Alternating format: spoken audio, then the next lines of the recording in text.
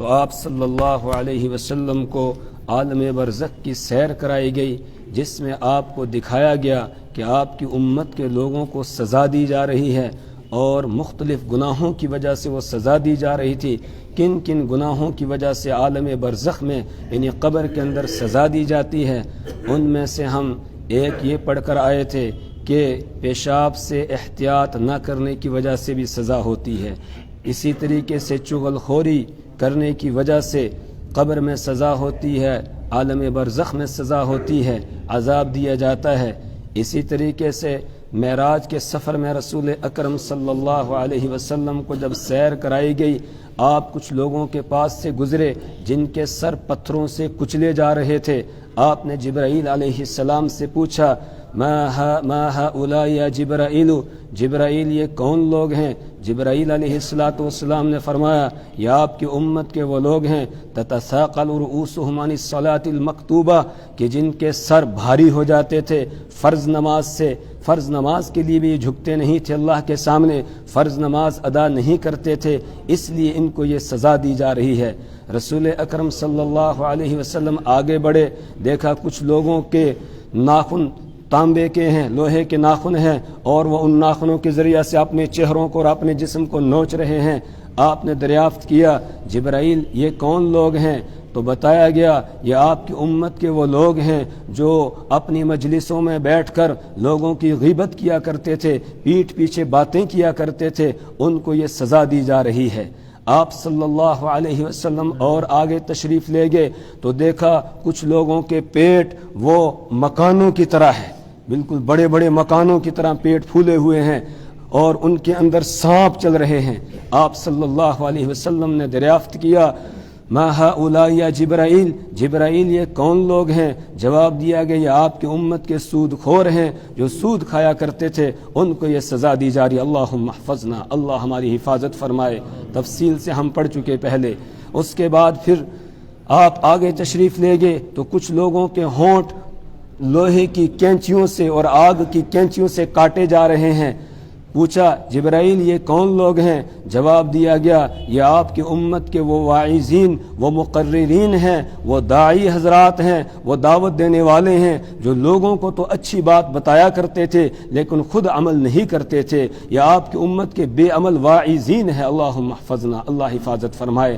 جن کے بارے میں قرآن نے بھی کہا لما تقولون ما لا تفعلون، یہ لوگ کیوں وہ بات کہتے ہیں کہ جو خود کرتے نہیں ہیں۔ اتأمرون الناس بالبر تنسون انفسکم وانتم تتلون الکتاب، تم لوگوں کو تو بھلائی کا حکم کرتے ہو اور اپنے آپ کو بھول جاتے ہو، جبکہ تم کتاب پڑھتے ہو، قرآن پڑھتے ہو، قرآن کی تلاوت کرتے ہو، لیکن اس کے باوجود خود عمل نہیں کر رہے ہو، لوگوں کو بتاتے ہو۔ بڑی سخت سزا ہے بے عمل واعظ کے لیے۔ جیسے واعظ کے لیے اجر و ثواب بھی بہت ہے، اگر وہ واعظ کرتا ہے اللہ کو راضی کرنے کے لیے، اللہ کو خوش کرنے کے لیے، اللہ کی رضا حاصل کرنے کے لیے، اور اپنی ذمہ داری سمجھ کے جو اس کو ذمہ داری دی گئی ہے کہ تیرے پاس علم کی روشنی ہے، اس روشنی کو دوسروں تک پہنچا، اگر وہ یہ عمل کرتا ہے، یہ کام کرتا ہے اور خود بھی اس پر عمل کرتا ہے، تو ایسے واعظ کے لیے جتنے لوگ اس کی بات سن کر نیک اعمال کریں گے ان لوگوں کو اپنا ثواب تو ملے گا، لیکن اتنا ہی ثواب اس واعظ کو بھی ملے گا، اس مقرر کو بھی ملے گا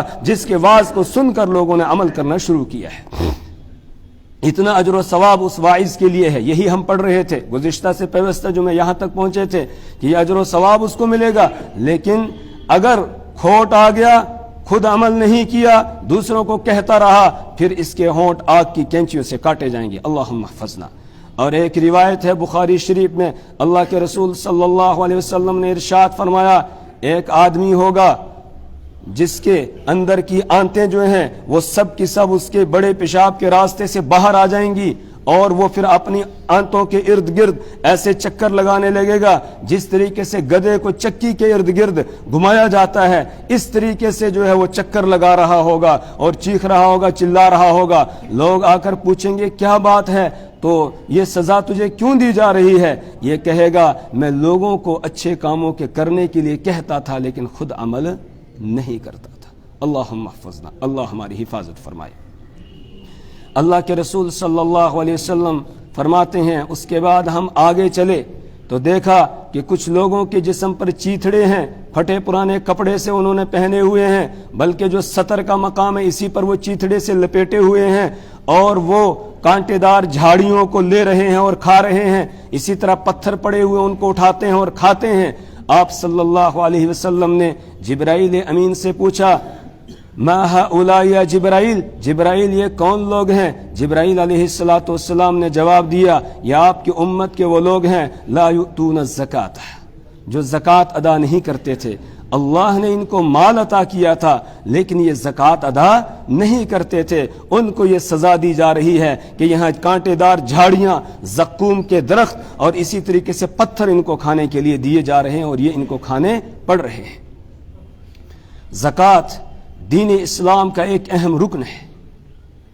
سب سے پہلے نمبر پر ایمان، دوسرے نمبر پر نماز اور تیسرے نمبر پر زکوٰۃ ہے۔ جس کو اللہ نے مال عطا کیا ہے، صاحب نصاب ہے، اس پر لازم ہے جس طریقے سے نماز ضروری ہے اسی طریقے سے زکوٰۃ ادا کرنا بھی ضروری ہے۔ اگر زکوٰۃ ادا نہیں کرے گا تو پھر قرآن پاک میں سورہ توبہ میں 10ویں پارے میں اللہ تعالیٰ ارشاد فرماتے ہیں یوم یحمى علیہا فی نار جہنم فتکوی بها جباہہم وجنوبہم وظہورہم ھذا ما کنزتم لانفسکم فذوقوا ما کنتم تکنزون والذین یکنزون الذہب والفضہ ولا ينفقونها فی سبیل اللہ فبشرہم بعذاب علیم۔ وہ لوگ جو سونے اور چاندی کو اور مال و دولت کو اکٹھا کر کے رکھتے ہیں، جمع کر کے رکھتے ہیں اور پھر اس کو اللہ کی راہ میں خرچ نہیں کرتے ہیں، یعنی اس مال میں اللہ نے جو دوسروں کا حصہ رکھا ہے، جو حق رکھا ہے، جو زکوٰۃ اس پر فرض کی ہے، اس زکوٰۃ کو وہ ادا نہیں کرتے ہیں، تو اس کا یہ مال قیامت کے دن آگ کے اندر تپایا جائے گا، اور تپانے کے بعد پھر اس کے بعد اس کی پیشانی پر داغ لگائے جائیں گے، اس کے پہلوؤں پر داغ لگائے جائیں گے، اس کی پیٹھ کے پیچھے سے داغ لگائے جائیں گے، اس کے سینے پر داغ لگائے جائیں گے۔ اللہم احفظنا، اللہ حفاظت فرمائے۔ اور ایک روایت میں اللہ کے رسول صلی اللہ علیہ وسلم نے ارشاد فرمایا من آتاہ اللہ مالا، اللہ تعالیٰ نے جس انسان کو مال عطا کیا فلم یؤدی زکاتہ، پھر اس نے اس مال کی زکوٰۃ ادا نہیں کی، مثل لہ یوم القیامت شجاعا عقرا، قیامت کے دن اس کے اس مال کو ایک گنجے سانپ کی شکل دے دی جائے گی، لہو زبیبتان، اور اس کی آنکھوں کے اوپر دو نقطے ہوں گے سیاہ قسم کے، ایک تو وہ گنجا ہے، اس کے بال اس کے انتہائی زہریلے ہونے کی وجہ سے گر چکے ہوں گے، اسی طریقے سے اس کی آنکھوں کے اوپر دو نقطے لگے ہوئے ہوں گے جو اس کے انتہائی زہریلا ہونے کی علامت اور پہچان اور نشانی ہوگی۔ اس کے بعد اس کو اس کے گلے کا توق بنا دیا جائے گا اور اس طرح وہ منہ لے گا اپنا، اور اس کے بعد اس کو یہاں سے اس کی پیشانی سے اس کے چہرے کو ڈسے گا اور کہے گا انا مالو کا انا کنزو کا، میں تیرا مال ہوں، میں تیرا خزانہ ہوں۔ اللہم احفظنا، اللہ حفاظت فرمائے۔ یہ سزا دی جائے گی جو زکوٰۃ ادا نہیں کرتا ہے۔ اس کے بعد رسول اکرم صلی اللہ علیہ وسلم فرماتے ہیں ہم آگے چلے تو دیکھتے ہیں کہ ایک جگہ ایک بڑی ہانڈی ہے، اس کے اندر پاکیزہ اور اچھا گوشت پک رہا ہے، بلکہ پکا ہوا ہے، اور دوسری طرف سڑا ہوا گندا گوشت ہے۔ تو کچھ مردوں اور عورتوں کو دیکھا وہ اس پاکیزہ اور صاف ستھرے گوشت کو چھوڑ کر اس سڑے ہوئے اور گندے گوشت کو کھا رہے ہیں۔ میں نے جبرائیل امین سے پوچھا ما ہؤلاء یا جبرائیل، جبرائیل یہ کون لوگ ہیں؟ جبرائیل علیہ السلام نے جواب دیا یہ آپ کی امت کے وہ لوگ ہیں کہ جن کو اللہ نے پاکیزہ بیویاں دی تھی، پاکیزہ بیویاں ان کے گھروں میں ہیں، لیکن یہ رات کہیں اور جا کر گزارتے تھے، اپنی بیویوں کو چھوڑ کر اور کسی غیر عورت کے ساتھ جا کر رات گزارتے تھے۔ ان کو گندی عادت پڑ گئی تھی، ان کو حرام کھانے کی عادت پڑ گئی تھی، ان کو حرام کاری کی عادت پڑ گئی تھی، بس یہ رات کہیں اور گزارتے تھے، اس وجہ سے یہ پاکیزہ گوشت کو چھوڑ کے یہ بدبودار سڑا ہوا گوشت کھا رہے ہیں۔ اسی طرح یہ عورتیں جو آپ دیکھ رہے ہو یہ وہ عورتیں ہیں جو اپنے شوہروں کو چھوڑ کر کسی غیر مرد کے ساتھ اپنی رات گزارا کرتی تھی، اپنے پاکیزہ شوہر کو چھوڑ کر کہیں اور جا کر رات گزارتی تھی۔ اس کی سزا ان کو یہ دی جا رہی ہے کہ ان کو سڑا ہوا بدبودار گوشت کھانا پڑ رہا ہے۔ اللہم احفظنا۔ دین اسلام ایک حیا والا مذہب ہے جس میں حیا کو ملحوظ رکھا گیا ہے، جس میں بے حیائی اور بے غیرتی نہیں ہے، یہ بے غیرتی ہے۔ اور قرآن پاک نے تو یہاں تک فرمایا وَلَا تَقْرَبُوا الزِّنَا، بدکاری کے قریب بھی نہ جاؤ. بدکاری کرنے کی بات تو الگ ہے، اس کے قریب بھی نہ جاؤ. اور جو راستے بدکاری کی طرف لے جانے والے تھے، زنا کی طرف لے جانے والے تھے، ان راستوں کو بند کر دیا، ان پر پابندی لگا دی گئی. مردوں کو حکم دیا گیا قل للمؤمنین یغضوا من ابصارهم ويحفظوا فروجهم ذلك ازكى لهم ان الله خبير بما يصنعون وقل للمؤمنات يغضضن من ابصارهن ويحفظن فروجهن ولا يبدين زينتهن الا ما ظهر منها. مردوں کو حکم دیا گیا وہ اپنی نگاہوں کو نیچے رکھیں. کیوں؟ اس لیے کہ سب سے پہلی جو سیڑھی ہے آدمی کو گناہ کی طرف لے جانے والی وہ اس کی نگاہ ہے، نظر ہے. جب یہ کسی غیر محرم پر پڑتی ہے اس کے بعد پھر شیطان ابلیس مردود اس کے دل کو حرکت دیتا ہے اور اس میں وسوسے ڈالنے کی کوشش کرتا ہے، اس کے جذبات کو ابھارتا ہے. پھر یہ آگے کی سوچنے لگتا ہے، پھر وہ آگے کے پلان بتانا شروع کرتا ہے اور انتہا یہاں تک ہوتی ہے کہ کسی کی عزت کو تار تار کر دیا جاتا ہے. اس لیے پہلے نمبر پر ہی یہ یہاں پر پابندی لگا دی گئی، یہ راستہ بند کر دیا گیا کہ اپنی نگاہوں کو نیچے رکھو، نگاہ اٹھا کر کسی غیر محرم کی طرف نہ دیکھو. اگر اچانک نظر پڑ جائے فوراً اپنی نظروں کو جھکا لو، دوبارہ نظر اٹھا کر دیکھنے کی اجازت نہیں ہے. اگر پہلی مرتبہ نظر پڑ گئی کسی غیر محرم پر اور انسان نے نظر جھکا لی، دوبارہ اس نے اٹھا کر نہیں دیکھا، اس پر اللہ اس کو اجر عطا فرماتے ہیں. اور اگر نگاہ اٹھا کر دوبارہ دیکھ لیا تو پھر یہ گناہ کا کام ہو جائے گا، پھر یہ آنکھوں کا زنا کے اندر شمار کیا جائے گا. تو یہ راستہ بند کر دیا گیا. اور صرف مردوں کو نہیں بلکہ عورتوں کو بھی حکم ہے وَقُلْ لِلْمُؤْمِنَاتِ يَغْضُضْنَ مِنْ أَبْصَارِهِنَّ، اور آپ مومن عورتوں سے کہہ دیجئے وہ بھی اپنی نگاہوں کو نیچے کر لیں، وہ بھی اپنی نظر کی حفاظت کریں. ان کے لیے بھی کسی غیر محرم مرد کو دیکھنا جائز نہیں ہے. اور آج اس میں ہمارا نوجوان ہو بوڑھا ہو سب اس کے اندر مبتلا ہے تقریباً. اللہم احفظنا، اللہ حفاظت فرمائے. یہ چھوٹا سا شتونگڑا موبائل ہمارے پاس ہے، اس میں ویڈیوز دیکھتے ہیں، پتہ نہیں کیا کیا اس کے اندر گند دیکھتے ہیں. اور اسی طریقے سے اگر اچھی چیز بھی ہو، کوئی واعظ ہے، کوئی تقریر ہے، اس میں بھی مردوں کے لیے جائز نہیں ہے وہ کسی غیر محرم عورت کا واعظ سنیں، کسی غیر محرم عورت کا واعظ سنیں اور اس کی شکل کو دیکھیں، یہ جائز نہیں ہے. ویڈیو دیکھنا بھی جائز، یہ بھی حرام ہے. اسی طریقے سے عورتوں کے لیے بھی جائز نہیں ہے وہ کسی غیر محرم مرد کی ویڈیوز دیکھیں. چلو واعظ کی حد تک وہ سن سکتی ہیں، دین کی بات حاصل کر سکتی ہیں، لیکن ویڈیوز دیکھنا ان کے لیے مردوں کی جائز نہیں ہے. اس سے ان کو بھی پردہ کرنا لازم ہے، ضروری ہے. اگر کوئی یہ کہے پردہ تو دل کا ہوتا ہے، پھر تو سب کچھ دل میں رکھو باقی سب اتار دو، پھر تو کسی چیز کی ضرورت نہیں ہے. اور کوئی یہ کہے کہ نہیں جی ہمارا تعلق تو بہت اچھا ہے، بہن بھائی کا تعلق ہے، تو پھر میں یہ کہوں گا کہ امت کی مائیں ہیں ازواج مطہرات، امت کی مائیں ہیں وَأَزْوَاجُهُ أُمَّهَاتُ الْمُؤْمِنِينَ. قرآن نے کہا رسول پاک صلی اللہ علیہ وسلم کی بیویاں امت کی مائیں ہیں. ان سے زیادہ پاکیزہ دل کس کا ہو سکتا ہے؟ اور صحابہ کرام رضوان اللہ تعالی علیہم اجمعین جو اس امت کا وہ طبقہ ہے جن کو اللہ نے اپنے نبی کی صحبت کے لیے چنا اور جن کے بارے میں قرآن پاک نے اعلان کیا اولئک هم الراشدون، یہی لوگ رشد والے ہیں، ہدایت والے ہیں. زین فی قلوبہم الایمان، ان کے دلوں میں اللہ نے ایمان کو مزین کر دیا ہے. اور اسی طرح اولئک الذین امتحن اللہ قلوبہم للتقوی، جن کے دلوں کا اللہ نے امتحان لیا تقوی کا اور وہ اس میں کامیاب ہو گئے. اور ان کے لیے یہ اعلان کر دیا گیا رضی اللہ عنہم ورضوا عنہ. کہیں قرآن نے کہا اولئک هم المہتدون، یہی ہدایت یافتہ ہیں. کہیں قرآن نے کہا اولئک هم الصادقون، یہی سچے لوگ ہیں. کہیں قرآن نے کہا فَإِنْ آمَنُوا بِمِثْلِ مَا آمَنْتُمْ بِهِ فَقَدِ اهْتَدَوْا، کہ اگر بعد والے لوگ ایسے ایمان لائیں گے اے صحابہ جیسے تم ایمان لائے ہو تو وہ ہدایت یافتہ ہوں گے. ان کو ہمارے ایمان کے لیے معیار قرار دیا گیا.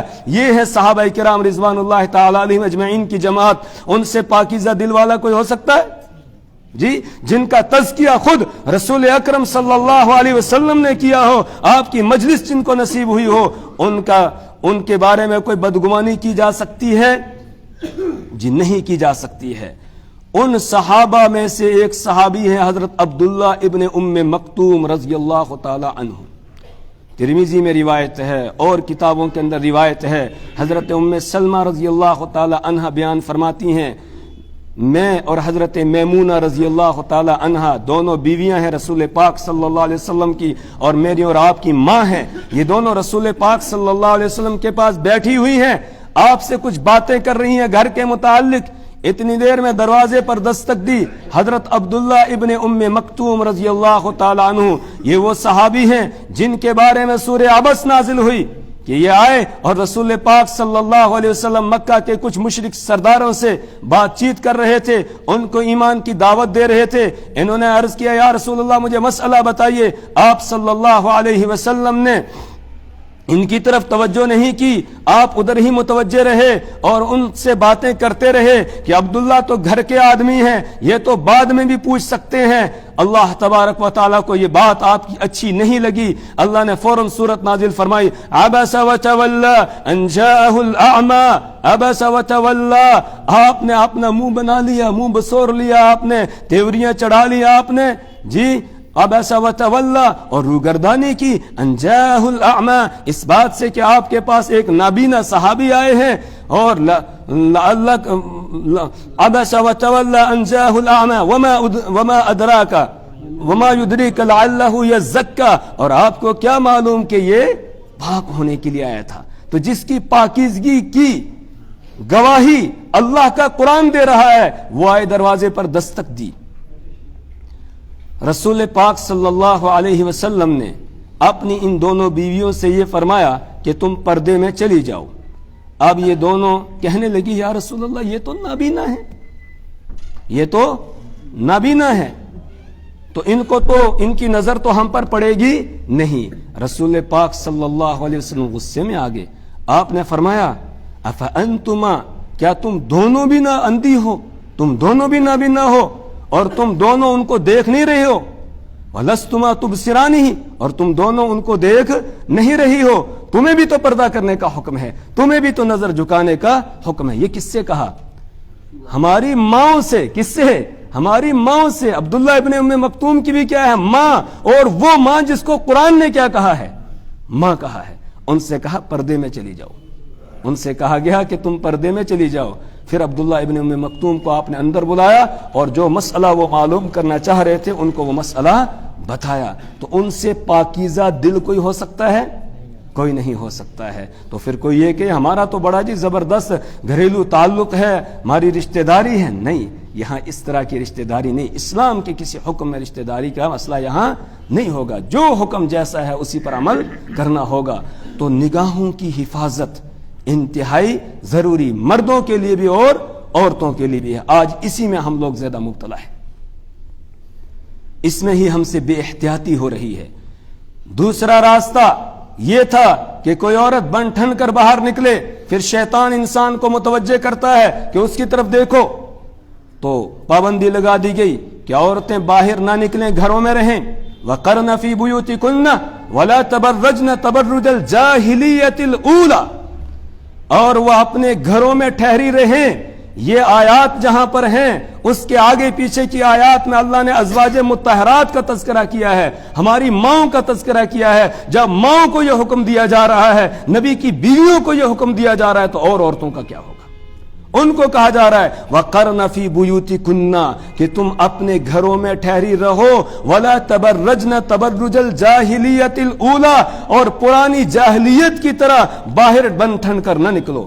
ہاں, اگر باہر نکلنا پڑ جائے, اور ضرورت پڑتی ہے, باہر نکلنا پڑتا ہے, تو اگر باہر نکلیں تو اس کے لیے حکم ہے یا ایھا النبی قل لازواجک وبناتک ونساء المؤمنین یدنین جلابیبہن.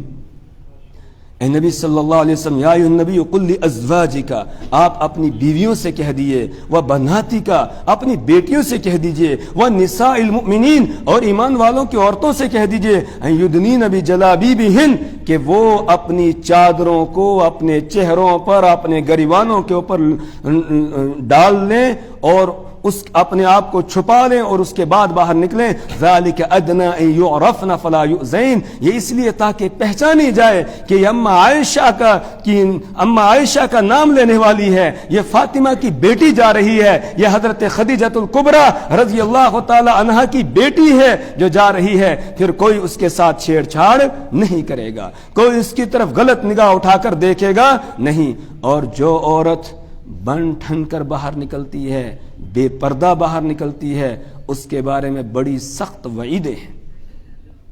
ایک روایت میں اللہ کے رسول صلی اللہ علیہ وسلم نے ارشاد فرمایا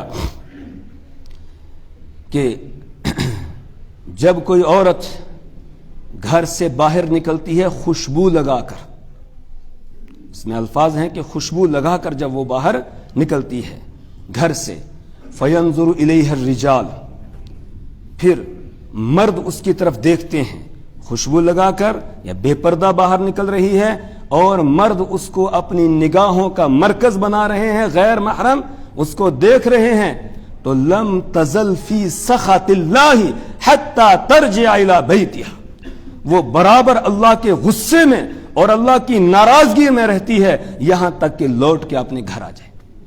بے پردہ جب باہر نکلتی ہے. آج ہم اس طرف توجہ نہیں دے رہے ہیں. اگر ہمارے پردے کی کوئی آواز اٹھا رہا ہے تو قصور کس کا ہے؟ بتائیے کس کا قصور ہے؟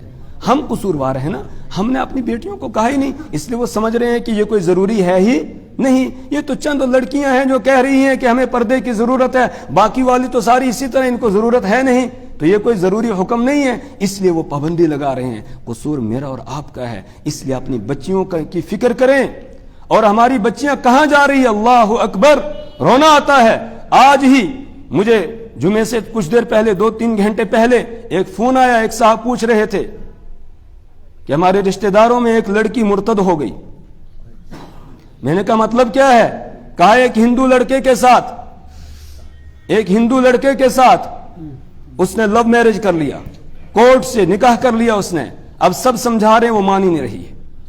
میں نے کہا اب سمجھانے سے بات نہیں بنے گی. جب سمجھانا تھا اس وقت اس بچی کو، امت کی اس بچی کی، اس کے ماں باپ نے فکر نہیں کی، اس کے رشتہ داروں نے فکر نہیں کی. یہ ڈگریوں کے چکر میں نکال رہے ہیں کہ ڈگریاں کیا کرنی ہے، وہ ڈگریاں کہ جو جہنم کی طرف لے جانے والی ہوں. جو میری اور آپ کی بہن اور بیٹی کی عزت کو، اس پھول جیسی بیٹی کی عزت کو تار تار کر دے، اس ڈگری کی کیا ضرورت ہے اس کی کوئی ضرورت؟ ان ڈگریوں کی کوئی ضرورت نہیں ہے. کہاں ہم پہنچ گئے. اور یہ جموں کی بات ہے، کٹھوا سے فون آیا تھا. یہاں کی ہماری امت کی بیٹی ہے. کل کیا جواب دیں گے میں اور آپ اللہ کے رسول صلی اللہ علیہ وسلم کے سامنے جب اللہ کی عدالت لگی ہوئی ہو؟ میں نے کہا آپ کیا کریں گے، آپ کیسے سمجھائیں گے؟ جب سمجھانے کا وقت تھا اس وقت ہم نے فکر نہیں کی. اس وقت سمجھتے رہے چھوٹی ہے، جا رہی ہے پڑھنے کے لیے، جانے دو، یہ ڈگری کرے گی، یہ وہ بنے گی، یہ کرے گی، وہ کرے گی. اس نے کر لیا جو کرنا تھا. اور یہ ایک نہیں ہے، لاکھوں ہیں اس طرح کی، لاکھوں ہیں اس طرح کی. اس لیے میرے ایمانی بھائیوں، یہ جو پردے کا مسئلہ اٹھا ہے نا، یہ مجھے اور آپ کو جگانے کے لیے ہے. اگر اب بھی ہم ہوش میں نہیں آئے تو پھر کوئی وقت نہیں لگ رہا ہے کہ نظر آ رہا ہے کہ اس وقت ہم ہوش میں آئیں گے. اس لیے اپنی بچیوں کی فکر کریں. یہ پھول سی بچیاں جو اللہ نے دی ہیں تو ان کی فکر کریں، ان کو پردہ کرائیں، ان کا لباس شریعت کے مطابق ہو. ورنہ جانا تو ہے نا، یہاں سے آگے رہنا تو کسی کو نہیں ہے نا، تو وہاں جا کے جواب دینا پڑے گا. پھر کیا جواب دیں گے؟ پھر کیا جواب دیں گے؟ اس لیے فکر کریں اس بات کی. اور کوئی عورت زینت اختیار کر کے باہر نکلتی ہے، اس کے بارے میں ایک روایت اللہ کے حضرت عائشہ صدیقہ طیبہ طاہرہ رضی اللہ تعالیٰ عنہ بیان فرماتی ہیں کہ رسول اکرم صلی اللہ علیہ وسلم مسجد میں تشریف فرما تھے، اور اس وقت عورتیں بھی مسجد میں دین سیکھنے کے لیے آیا کرتی تھیں. حضور کے زمانے میں نماز پڑھنے کے لیے آیا کرتی تھیں. تو ایک عورت آئی جو سج دج کر آئی تھی. رسول اکرم صلی اللہ علیہ وسلم نے چہرہ پھیرا اور لوگوں کو خطاب کر کے کہا، یا ایھا الناس انھوا نساءکم، اے لوگو اپنی عورتوں کو منع کرو اس بات سے کہ وہ زیب و زینت اختیار کر کے مٹکتی ہوئی چلیں، باہر نکلیں. اس سے منع کرو، اس پر پابندی لگاؤ.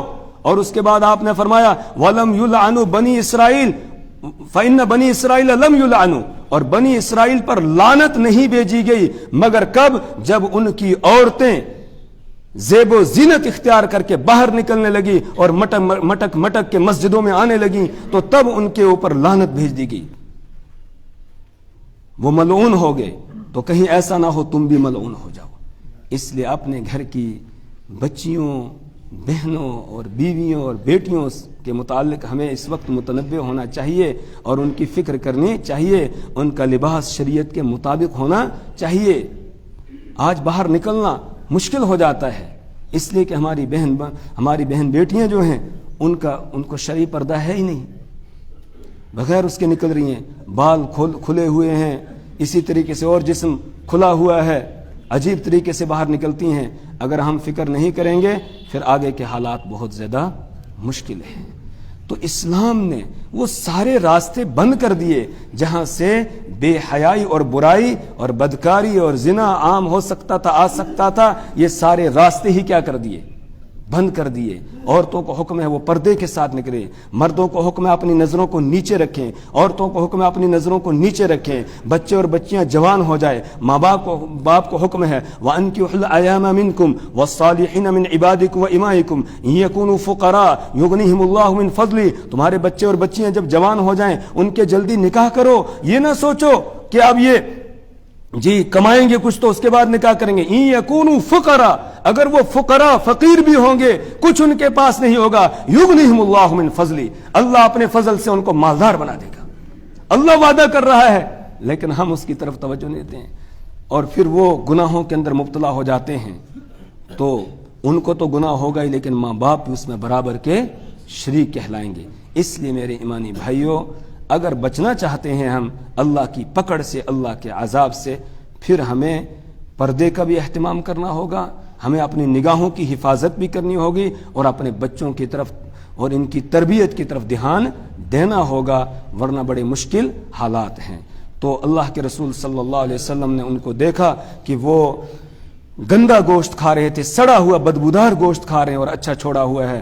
اس پر بتایا گیا کہ یہ وہ لوگ ہیں کہ جو بدکاریوں کے اندر مبتلا تھے، زنا کے اندر مبتلا تھے، ان کو یہ سزا دی جا رہی۔ اللہم احفظنا، اللہ ہماری حفاظت فرمائے۔ اس سے آگے انشاءاللہ آئندہ جمعے کو اللہ تبارک و تعالی ہمیں ایمان کامل عطا فرمائے، اعمال صالحہ کی توفیق عطا فرمائے، اللہ ہمیں حیا عطا فرمائے، اللہ غیرت عطا فرمائے، اللہ بے غیرتی سے ہماری اور ہماری نسلوں کی اور تمام ایمان والوں کی اللہ حفاظت فرمائے۔ سبحان اللہ وبحمدہ، سبحانک اللہم وبحمدک، ونشہد ان لا الہ الا انت ونستغفرک ونتوب